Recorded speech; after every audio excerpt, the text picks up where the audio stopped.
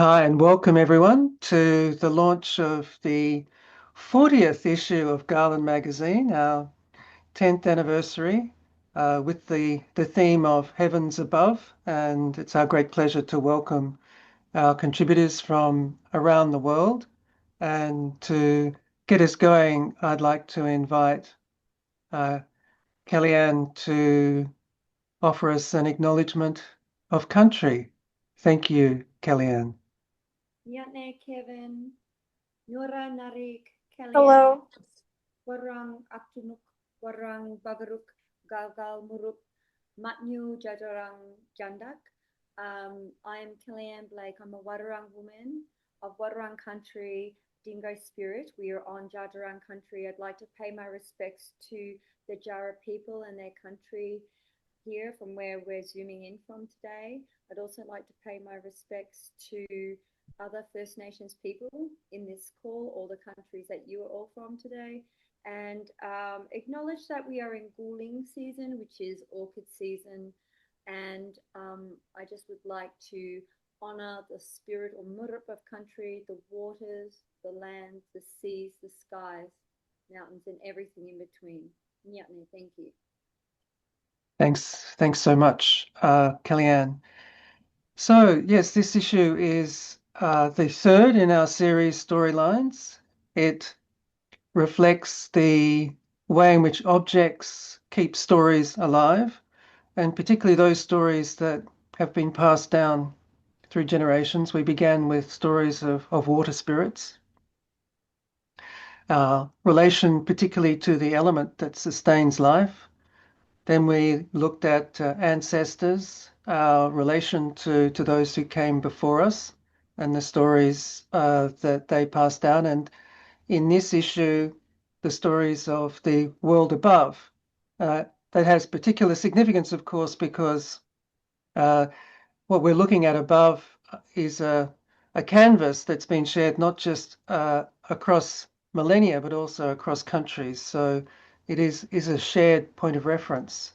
And so it's something that helps bring us together. And in this issue, we appreciate that in the many stories that have been shared, but also we are concerned too about the state of the skies, the state of the night sky, our ability to connect with the stars, and also our relationship to the creatures of the air, who, because of the decline of insect population, are under stress as well. So that's something to think about.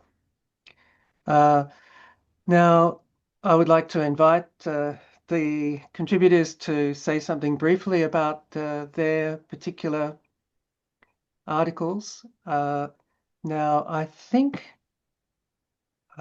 we have somebody to talk about the woman to whom this issue is dedicated, Ms. Dinara Chochumbayeva. I'll just check to see if she's with us in the room. Altynai, are you there? Oh, you are. Wonderful. Hello everyone. Hello, Kevin. It's very wonderful to see you all. Thank you so much for the invitation. I apologize, there's a bit loud music here playing, but I would like to thank you for the opportunity to dedicate this issue to my mother, Dinara Chochumbayeva, who was a pioneer of safeguarding and developing traditional arts and crafts and traditional heritage, intangible cultural heritage in Kyrgyzstan and Central Asia. And I have written a tribute and I'm extremely grateful to Kevin. And when you wrote to me that the issue is going to be called Heavens, it was just, it was like a sign to write about her. So I'm very grateful, and my whole family is very grateful for this opportunity. Thank you. Thank you so much, Altynai, and we certainly value the way in which we can connect with your dear mother's writing, particularly given the fact that she wrote that beautiful article about the shearduck on a spring day that represents so much of Kyrgyz culture. Thank you so much for that. So If we can go on now to Surabhi, Heavenly Jewels to Ascend Kailash. Surabhi, would you like to talk about your contribution to this issue? Sure. Thanks, Kevin, for giving me the opportunity to write, because it was kind of the first time that I did a bit of like a long form description of my work, and also wrote in parallel about the inspiration for my work. The Kailash ring, so this is the ring, is made through electroforming, and this is one of my recent series of rings that I titled Manthan, from the churning of the ocean of milk. And in Indian mythology, there's a lot of references to the afterlife, also heavens, and the correct way to achieve heaven and avoid hell. So I've always been curious about Indian mythology, and somehow traveling back into everything that was embedded within my psyche about the heavens allowed me to sort of express more about my process and my work as well. I'm sorry if there's a little bit of disturbance. It just suddenly started raining, which is very ironic because rain is considered as a blessing in India. However, there's been a lot of destruction as well. So that's a picture of Vishnu who sits at the utmost heaven, which is Vaikunt, and it's a kind of visual symbology that we've created with gods as well as demigods. And I was just exploring through this process, ways of achieving heaven, and Amrit is another central aspect of achieving heaven or immortality. It's called the elixir of life, and Samudra Manthan is basically the efforts of the gods and the demigods to churn out Amrit from the ocean. And this one is called Ahem, which is how I interpret the dissolution of ego through awakening the light within and the melting of these wax tongues and unifying with the source. So Ahem was another lamp that I created as part of my Wishing Tree series, which was also inspired by the Gita that I was reading at that point of time. And all of these sort of stories somewhat have some sort of mention of how to achieve oneness, how to achieve moral fulfillment, and how to achieve oneness with the gods. This is a picture of, this is a painting of the Samudra Manthan itself, where the gods and the so their rivals, the Asura, they are churning the ocean of milk through, a collaborative effort to churn out these treasures that come out of the ocean. And the central one is Lakshmi, who's the goddess of wealth. And then there's Amrit, the elixir of immortality, a wish-fulfilling cow. But what I want to draw out from this exercise is also that there's a deadly poison that comes out from this. And one of our gods, called Shiva, he consumes that poison, and it gets stuck within his throat, and he's associated as Nilkant, or one with the blue throat. So there's a duality in all of this exercise, in all of these pursuits towards heavenly fulfillment. And I'm really enjoying exploring mythology as I explore my process. So my process is electroforming and patination. This is a necklace that I call Vasuki, which is it's the adornment of Lord Shiva. It's a snake, it's a serpent, and I've electroformed to create the texture, but I've also patinated to create the color blue for Shiva's blue throat. And I like to explore that duality of growth and decay in my copper experiments as well. So I like to draw these sort of parallels between mythology as well as my process. And this is a snapshot of the process where there's a little bit of manipulation in where copper gets deposited, but there's a lot of serendipity as to how the textures will form, how the ring shank will take place ultimately. So I like that combination of sort of letting go as well as sort of pre-deciding a little bit. This is how an initial ring like this would look, a coil of the ring would look before it gets electroformed. This one's dusted, it's frosted and then plated with silver to give it a very dull matte finish. And through the article on Kailash, I try to emphasize on the unwavering center that sort of stays not just physically in this universe, which is the mountain that one is supposed to climb to achieve a paradise, but also the mountain that's within us where we sort of stay stable to our center and align ourselves to positive moral growth. Wonderful. Thank you so much, Surabhi, for sharing particularly Hindu perspective on the world above, filled with its duality and complexity, and also, moral righteousness as well, which is very important. Now I'd like to invite Pamela C. or Mei-Ling C. to share with us her article. Perhaps if you can tilt the camera up a bit so we can see your face. That's great. Thank you. Good. And you're mute at the moment. I actually have some more images. I don't know if you're happy with the ones that you have, or just We can go with these. That's fine. All right, thank you. Okay, so I was really grateful to work. I am really grateful to have worked with Kevin on an interview with the senior curator of the Abbey Museum of Art and Archaeology on Kabu Kabu country in Caboolture, which is just a little north of Menjin, Brisbane in Queensland. Unfortunately, Michael's not here to present with me today. Kevin for this issue was particularly interested in their stained glass, and many of the fragments were donated by a restorer who worked for he is a particular person, but also has a company named Charles Kempt, and he was Alfred Tombleson, and they were collected during the 19th century.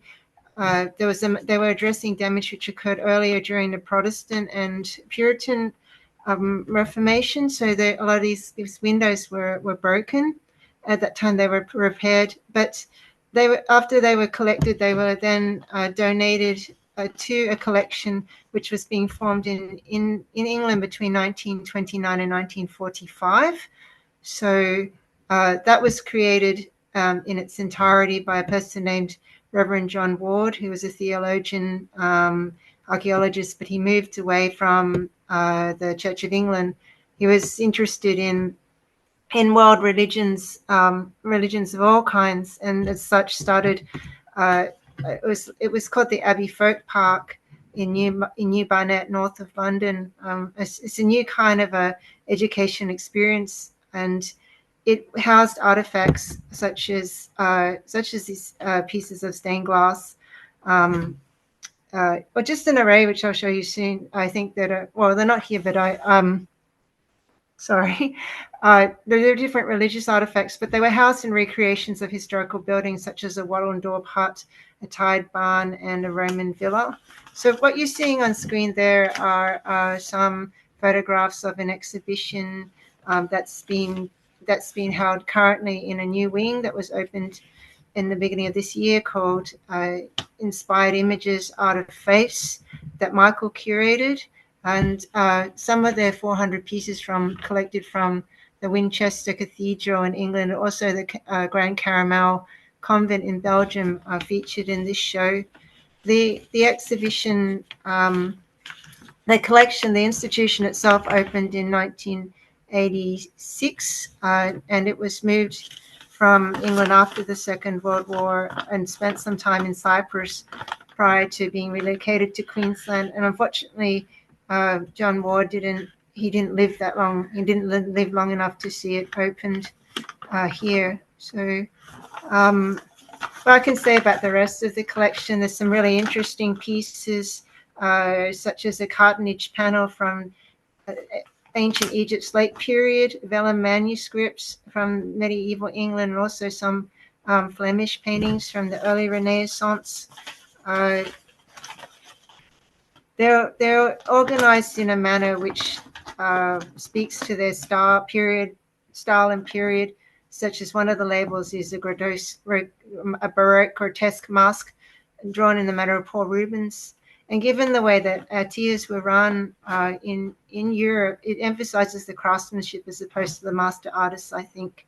So the museum provides opportunity for people in the region to see authentic materials and techniques reproduced, which they might not otherwise see outside of this country. And Michael stresses that their collection policy, it embraces all cultures and belief systems, but it doesn't, in a contemporary sense, accept objects removed from the countries of origin without agreement. However, he does acknowledge that some of the donations received in England during its nascence, during the collection's nascence, may be related to colonialism, but he tries to exhibit things in the appropriate cultural context. Well, thank you so much. And you're certainly one of our prolific contributors, Pamela, and to share this remarkable story of the museum is quite a revelation. So thank you for finding that. Thank Now I'd you. like to invite back Kellyanne Blake to tell us about your story of, if I can say it correctly, Nyanyin Nyanich, but I'm sure you could say it better than I can. Hello, Kellyanne. I'll just put it on screen. Sure, thanks, Kevin.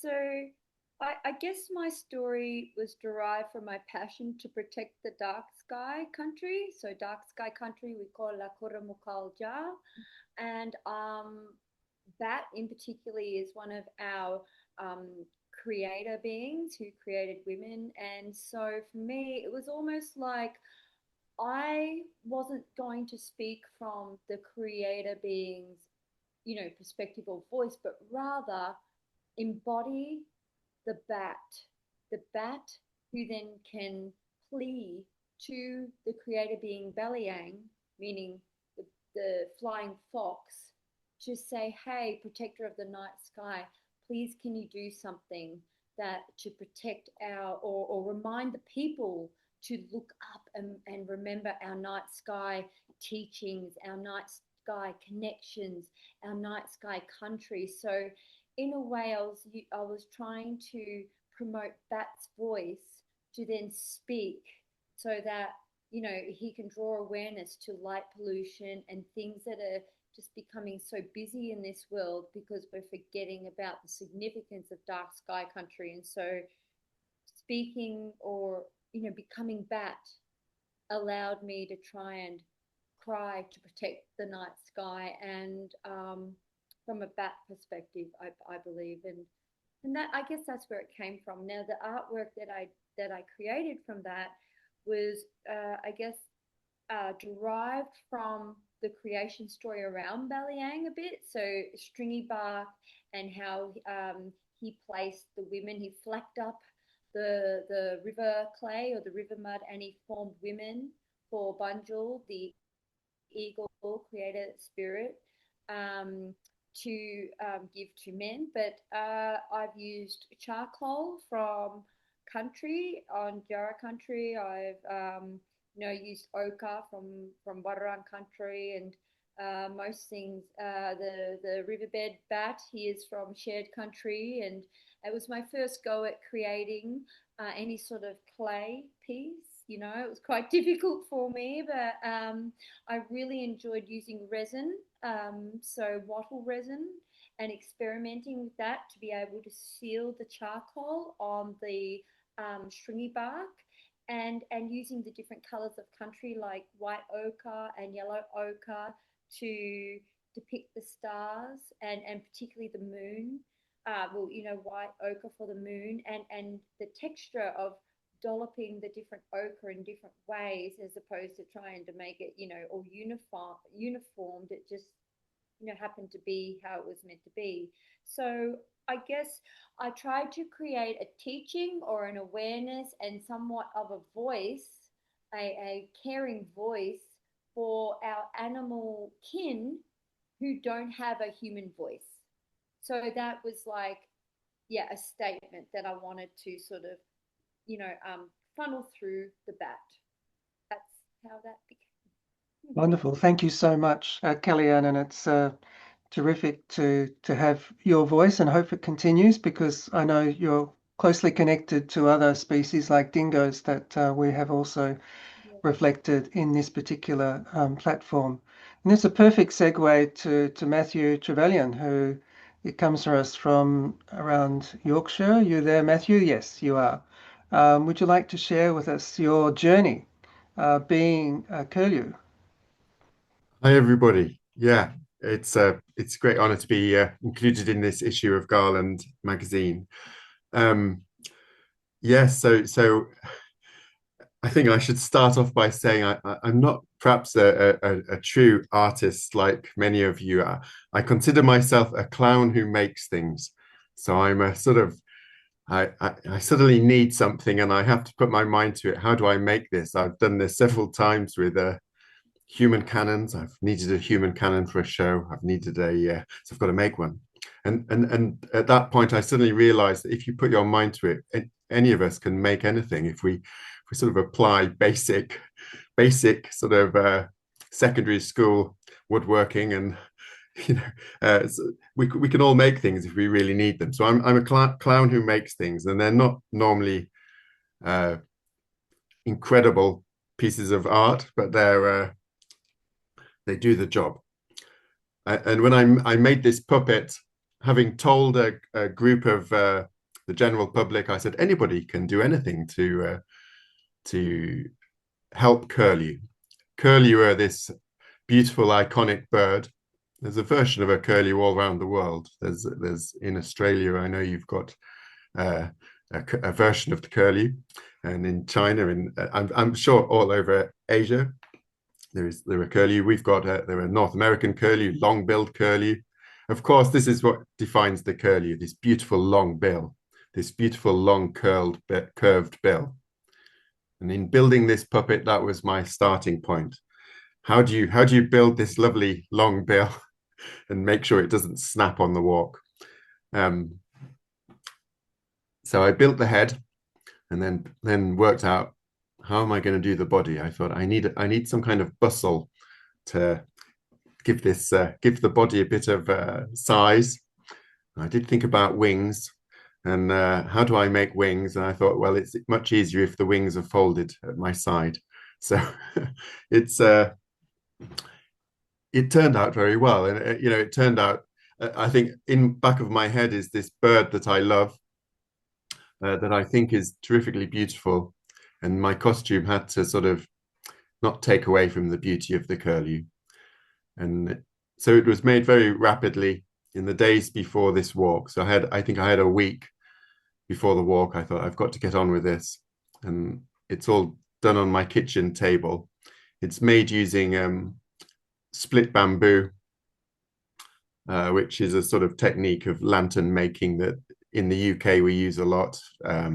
For making giant lanterns, giant sculptures, comes from the Welfare State International Theatre Company in Cumbria. So I'm very influenced by the sort of traditions of building giant puppets in the UK. And then it's covered with the cheapest calico I can find and painted with acrylic paint. And yeah, it's made up as I go along, really. Yeah, so I told this group of the general public I was going to walk 53 miles dressed as a curlew to raise awareness, and then I had to do it. So I hadn't actually looked into how far the walk was. Turns out it was 53 miles. I thought, well, I can do that in 2 days. I haven't got 3 days. I better do it in 2 days. And yeah, and I suppose I didn't know if anybody would notice. This is what was funny about it. I thought no one's going to notice this happening, and it really struck a chord with people. These images of the curlew in the landscape really work very well. This giant bird standing against the backdrop of the Yorkshire Dales, it really struck a chord with people. And I think the lesson here is there's a very simple idea with a strong image can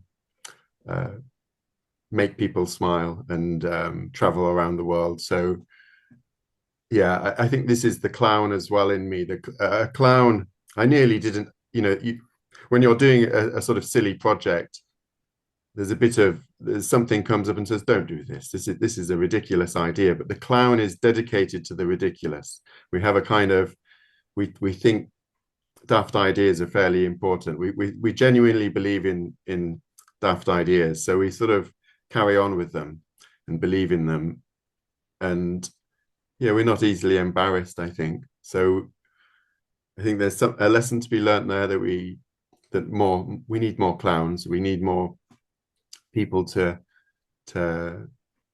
yeah, don't be too sensible. What else can I say? I think this is really just one example of, I've done lots of creative things with curlew.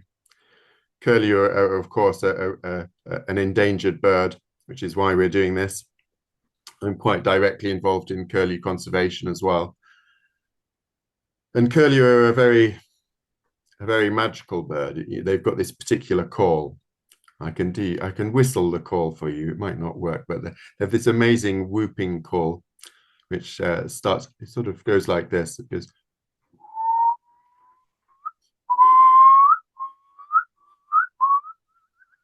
and it sort of bubbles up, and it's one of the most moving calls you'll ever hear in the sky. And it goes from minor to major, and it makes you sad and happy at the same time. So it's a really stirring call, and so the curlew is emblematic of so much, and allows people to connect with emotion, allows people to remember their ancestors, to think about place in a very profound way. So it's a very important bird, really, and we are in danger of losing it all around the world for lots of different reasons. Yeah, I don't know what else. What else should I say, Kevin? Thank you very much. That's wonderful, Matthew. And I think we can certainly think of many other gigs that you could get, because of course there are many other birds that we feel such a strong connection with in different parts of the world. And thank you for inhabiting the curlew for us, and for sharing that, and for being a good example of a member of the custodial species of human. Thank you. And now I'd like to go to Sarah, while still on the subject of birds, and a beautiful story about some work that related to not birds in the singular, but the murmuration. Sarah, would you like to tell us about your article? Thank you, Kevin. Hi, everyone. I'm also honoured to join you as being part of this issue of Garland. The story that I wrote was based on an interview with an artist that I know called Bronwyn Ward, who a couple of decades ago she's Australian, but she lived in London working as a palliative care nurse, and she was working with people at end of life and their families and carers, or also just the community that rallied around the people who were at the end of their life. And to deal with her feelings and process the intensity of that work, she used to go out on the commons near the hospital where she worked hospice and look up and see the starlings in the sky, and which would move through the sky in their murmurations. And it helped her feel like there was beauty in the passing, something. It was solace for her, but also it led to her kind of understanding or making links to the way that people at the end of their life and the community that gathers around them sometimes or often operates in a similar way to a murmuration. So where we take our cues from those who are most near to us, rather than sort of one person being a leader. And it became a kind of a metaphor for her to later, not at the time so much, but later make work from. She was a printmaker, initially, and then she has begun to explore with glass as well. So that etching in the glass with the murmurations has been a very effective way for her to kind of recreate that ethereal sense of the murmuration those panels that Kevin showed before are, if you sort of move, you can see that the flock seems to move as well. The little glass hanging with the words etched in there that we just saw were phrases from when her auntie's life partner had passed away, and these were some of the things that she wrote down in her grief, and then was talked to Bron about, and Bron transcribed them into this quite mesmerizing and very emotional, actually provoking mobile with all these glass panels here. Yeah, so Bron sees glass, she's sort of moving into using glass, and she sees it as a medium that translates her work with the close to dying very well, because it's hard but also luminescent. It's lasting, but it's fragile. So it was really amazing to hear her insights into her experience, both in this practical sense of caring and community, and the way that she has translated that into her own creative practice for healing, but then also for other people to access the same kinds of messages and understanding. And it was a really wonderful thing for me to be able to bring that story to Garland. So thank you, Sarah, for a beautifully written article, and one that talks to the way that the realm above provides solace at critical times. And now we go to Thea Katauskas, talking about some ceramic work. Cheers, Matthew.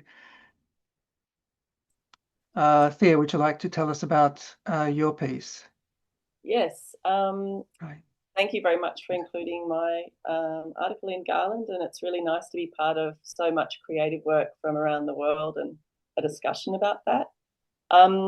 Kevin contacted me about primarily my bird sculptures that he had seen on exhibition in Canberra a few years ago. And when we started talking, it was just timely that I was preparing a new body of work for an exhibition that has only just finished. So I came back yesterday having picked up the artwork from South Australia. I live and work in Canberra, and I was, as a result of the bird sculptures, ceramic bird sculptures that I've been making for a few years, I was invited to go to a small town in South Australia called Narracourt by a fellow artist who lives there, and wanted to create some connections between artists coming out to the regions. And specifically, her area features a beautiful, very important wetland landscape that is home to migratory birds and a very important ecological system to protect. As well as that landscape, there's a bird museum, a very interesting private bird museum in that town as well. So part of the idea was to create an artist residency where I could go and visit the landscape and appreciate the wetlands, and also spend time in the bird museum drawing and seeing all of the specimens from that area. So the idea was to take inspiration from the landscape and focus on samples of birds that would then inspire my work. My sculptures are very playful, and they tap into an idea of preserving species in a way, but they also are inspired by colour and pattern and design in nature. So they're a kind of a funny, playful making process in which I'm always thinking about nature and the beauty of nature and the need to protect nature. So this artist residency ended up resulting in me doing some landscape paintings and some sculptural work using ceramics as well. So that's just finished, and that was a great project to be offered the opportunity to do. Right. Thank you so much, Thea, for that. And it's a wonderful reflection of the enduring theme in many stories in Garland about residencies and connection to land. We had a special issue based on that. So thank you so much, Thea. Now I'd like to invite Vicki Mason, one of our perennials, to talk about one of her talismanic works that she did for us. Vicki, would you like to tell us about your story? Kevin, and congratulations on 40 issues. That's a real milestone. It's huge. Well done. So the article I wrote for this issue of Garland came about due to an annual project that I've been asked to be in for maybe the last 5 or 6 years. It's called Remade, Reloved. And it's a real highlight for me. A fellow jeweler, I'm a contemporary jeweler, an old friend, she's decided to put this project together, and basically it involves her collecting from her community lots of unwanted fashion and junk jewellery, and she gets kilograms and kilograms of it. And then she puts bags of this jewellery together and farms it out to a variety, I think somewhere between 12, 18, 20 jewellers. And then they are invited, or we are invited, to remake that work, and then that work is shown. So the brief is wonderful because I'm a committed bowerbird. I love materials, I always have. I like going through the hard rubbish where I live on the nature strip. It's fascinating because it allows me to touch materials, and it allows me to salvage items and rework them and make them into other objects. So I have a huge storage of materials. And it's also a way of kind of keeping a lot of materials out of landfill. And I bear witness to a lot of profligacy here in Melbourne. There's the waste that I see annually is quite obscene, really. So this project's a way of treading more lightly on the land in the face of ongoing environmental pressures. So yeah, the project is really well aligned to some interests of mine. So the pieces I made are jewellery. I also am a keen weather watcher, and a lot of my subject matter relates to the botanical, vegetal, horticultural and agricultural world. And so I was reading an article in the ABC, which is one of our news forums or outlets, and I came across an article about the fact that a lot of the farmers in southwest Australia are missing out on rain. And this forecaster talked about the fact that, and his quote just really captured my imagination. Unfortunately, we can't squeeze the cloud, he said, as much as we would like to wring out moisture. And kind of this idea of squeezing the cloud really resonated me when I was looking at all the junk jewellery that Bridget had sent me, and I dismantled it, and I had large, objects together, and I put, the various pieces in different sizes. And so basically I wanted to translate this idea of squeezing the cloud into a piece of jewellery. So I took a lot of the wooden beads and chopped them up, and I made raindrops. So there are 2 series in this body of work, a series called Every Drop Counts and Squeeze the Cloud. And they kind of basically take the form of talismans, which are a form of jewellery, as probably a lot of you know, designed to protect and bestow beneficial powers. And I was thinking about farmers, their families, and all of those who need soaking rain, and who believe that small objects can help maintain hope in trying times. And it was really interesting listening to Surabhi, I hope I said your name right, talking about, rain is a blessing, but it's also a curse. And in Australia for us, it is both. We need it, but we suffer flooding as well.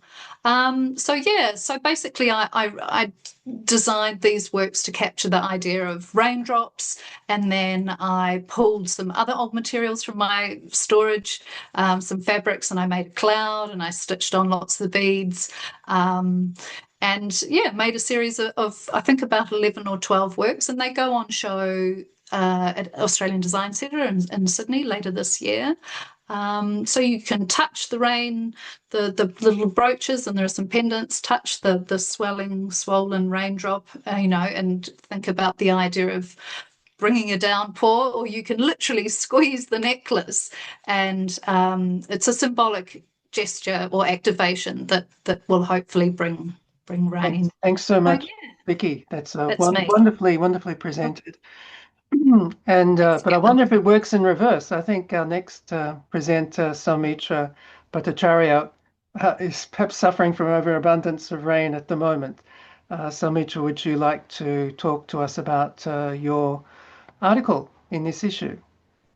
Yeah, thanks, Kevin, and congratulations for this issue. This is also the 40th issue, you said, of Garland magazine, and that's wonderful to hear. So hi, everyone. I am Soumitra Bhattacharya. I'm speaking from Dehradun, India. The story I've shared is about Shankarlal, a weaver, a basket weaver from Kiruli. It's a tiny hamlet in Uttarakhand, northern Uttarakhand, in fact. And this is one of the 21 stories from my book, Ringal Rhythm, Voices of Uttarakhand's Basket Weavers. So these are like 21 separate stories, and Shankarlal's is one of them. And the book shares the lives, skills, struggles, emotions of these artisans from deep in the hills of Uttarakhand. Ringal is a kind of a bamboo. It's a dwarf mountain bamboo. It's a different variety, shorter in height. The diameter also is not really like the regular bamboo. They are strong, flexible, and shaped by hands, of course, by the artisans into baskets and mats. These baskets are used for carrying grass, manure, mostly agricultural kind of activity use, even food and stones and all that. The mats are made primarily in the the eastern part actually of Uttarakhand. So places like Bageshwar, Pithoragarh, and those kind of places. These mats are mostly used at home and also for drying grains, that kind of work. These objects and Ringal itself, they are carried steep on hill paths day after day, generation after generation. So this had been happening for many generations. Of course, it has evolved from a very utilitarian to a more kind of decorative use kind of products, but still there is both. Each story from this book brings out the artisan's pride, the pain, the frustration, the anger, the joy, and their fierce will to keep this work alive. These are not just stories of craft, but stories of life set in places where the mountain both gives and takes. Mountains are beautiful, of course, you all know, but right now, I mean, we were just talking, and the rains, I mean, there were a lot of flash floods and cloud bursts and all that. There have been situations where like entire villages have been swept away by floods. So it was very sad, in fact. So this story is based in Peoplekoti. It is a small hamlet in Chamoli district. This is also the route to Char Dham. It's a pilgrimage route where there are a lot of tourists, a lot of pilgrims. They do this visit. It's very scenic, but it is also a stopover basically for the pilgrimage trip. The place is like, sharp light, silent slopes, and sky-touching peaks, like really tall ones. Every basket tells a story, and behind each one, there is a person holding on to tradition, to land, and to life itself. This piece tries to honor that, and I've kept the artisan in the center. So that's about it. Thank you for listening to me, and Kevin, thank you for this space. Thank you, Soumitra, and congratulations on your book as well. It's a beautiful book, beautifully written and photographed, and I'm glad that we can promote it. And thank you also for the reference to the smoke in your story, which lingers Right. the reference to Heavens Above. That's terrific. Now I'd like to invite Zoe there you are, sorry, Vanessa, about a series of jewellery before we head back to Shannon. Thank you, Kevin. Hi, everyone. Yes, I'm currently on Dharawal country, and in between where I work on Gadigal, which is in the centre of Sydney, and where I live and have my studio, which is 3 hours south of Sydney on Yuin country.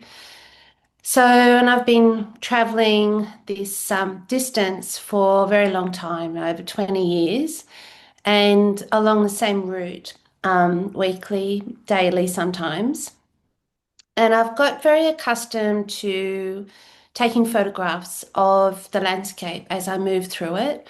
I drive, and with my partner, I drive and I take photos, and then I catch the train. So, and at first, I've realized that photography with my jewelry practice is kind of part of the process of thinking through ideas, and it's become a pivotal form of creativity for me. So I was invited to be part of an exhibition at UNSW Galleries. It happens to be a place where I work as well, and the exhibition is currently taking place, and it's called Matters of Time, and it's dedicated to metalwork across a variety of disciplines. And for the series, for the exhibition, I decided to develop a series of pendants, and this is through testing vitreous enamel on copper for a while, and then and my thinking about how I can translate my photos into jewelry form. So started to experiment a bit at first, and then in terms of the technique I use is kind of pushing the traditional form of enameling.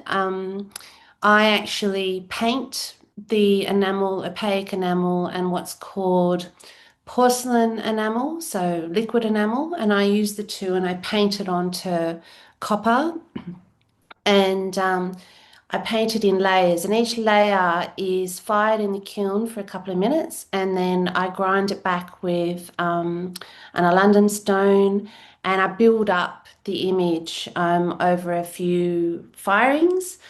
I never quite know what the image is going to be like, but that's always an exciting thing about the process. But then I thought, well, I have the imagery to refer to, I have the technique and the process. What's the form going to be about? And I've always thought of the looped journey between, where I live and where I work. And so I looked to a really old book that I've had in my possession for a very long time. I inherited it from my mother, and it's the Ashley Book of Knots, and it was published in 47, and it's got like 3,000 knot designs for a variety of different occupations and uses. And I've always looked at it, and I've always wanted to do a work in response to it. So I selected knot forms that had a continuous sort of looping design, and I translated them into drawings, and then cut them out of copper.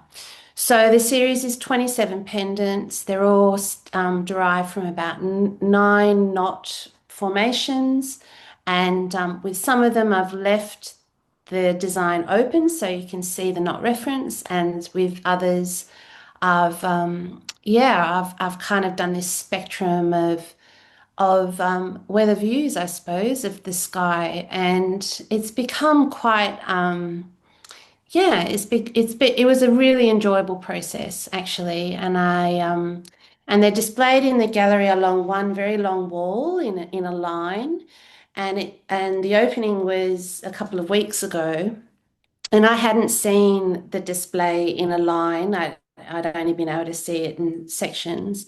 And it was really interesting seeing how people relate to the work. So moving closely to it because it's a very tactile process, and then moving back from it. So this is something that I've found very new with the whole process, but I thoroughly enjoyed it.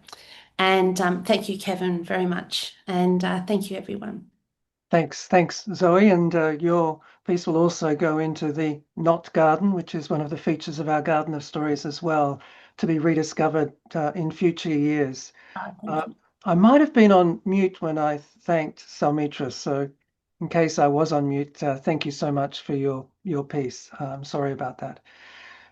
Now we go finally back to the start to Shannon, who's joined us. Shannon from Queensland. If you'd like to tell us about your Skyways piece, also looking up, but using a material very much to do with what's at our feet.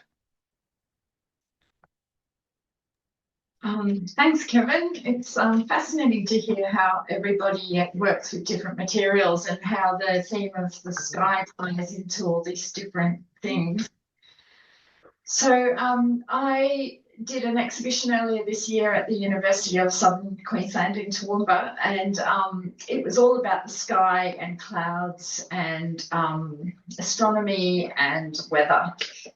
And how I always work is I think of a theme, and it's often really large, like the sky or clouds or something, and always that theme is something that I've seen, and generally my subject is landscape. So I live in Jinnaburra country, which is subtropical rainforest, which means it's rainforest and jungly, but very cool. And this country was famous for its mighty red cedar trees. And the thing about the trees in Meikei is that Meikei is on a mountain, and the trees are actually basically like a channel between the sky and the earth.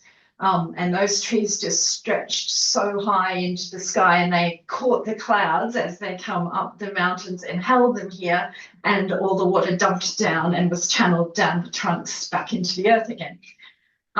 And we still can see that today, even though it's become dairy farming land and now it's been reforested with second generation forests. But we had a really, really wet summer, so it's very misty and cool up here. And yeah, it's wet, just so wet. And in summer it's wet and hot. So I would get up in the early mornings with my daughter, and we would go to the creek, and you know, the mist would be obscuring the creek, and then bird song would come really clearly through the mist, and the trees would be dripping into the water, and the water's brown and it's rushing over the rocks. And it's really just this unique, amazing thing about the place where I live. And so I've always tried to capture these aspects of landscape that I care about, and use porcelain vessels as the medium that I draw on. And I've been very interested in this shape, this ancient Korean shape called a moon jar. And in Korea, it is a very important shape culturally. It represents perfection and imperfection at the same time, because porcelain always slumps in the firing. It's traditionally made with two hemispheres joined together. And I kind of love the philosophy of it, and I love the history of it, and I love the shape of it. And it's something that's happened with ceramics, is because they're vessels, they travel around the world. So there's like this notion of travel and revolution around, you know, circular things that ties back into the planets and the sky and pottery, because you make it on the wheel. And the wheel is a round, you can only make round things on the wheel. That's the tool I use. So yeah, I looked at all of these things, and then I try and pull them together. So I was looking at John Constable's beautiful drawings from the 1880s, and they're so accurate that meteorologists today can still use them to study weather patterns in the past, because he went to Hampstead Heath pretty much every day and drew the clouds he saw. And I sort of think I'm kind of like that, except I don't really draw completely accurately, although there is somewhat of an accurate edge to my drawings, but they're like pulled apart. Like, so the colour, and there might be accurate cloud shapes, but they're sort of layered on top of one another in these drawings on the spherical pots. And the other body of work in this show was a series of tiny little constellation bowls that you could hold in your hand. So that's all about the night sky. And Jinnaburra country, where I live, is a kind of quite well-known area for astronomers to come and look at the stars because you can see them really clearly up here. Yeah, and it just brought me back in the theme of orbiting and revolutions around the sun, stuff like that. It brought me back to my childhood, and my dad was very much into the stars and weather patterns and astronomy, and so it's like this whole thing sort of tied in. The sky became a metaphor for a lot of things and drew a lot of things in, from material practice through to my own personal history, through to the landscape of this beautiful area that I live in. Wonderful. Thank you so much, Shannon, for sharing that work. It's quite a wonderful coincidence that we're able to have this issue as you've produced those moon jars and constellation bowls. It's quite remarkable. Well, we've come to the end of the hour, almost exactly. So thank you for all of that. Does anyone else have anything to say before we finish up? Well, let's, as we do, since we are in the cloud now and talking about clouds, if we could do a Zoom screenshot. So if you'd like to put your camera on, if you're with us and you're decent, we can do that before we finish. Okay, I will count down. If you put on your best Zoom face. 1, hi Tessa. 1, 2, 3. Great, that's fabulous. Okay. Thanks so much, everyone.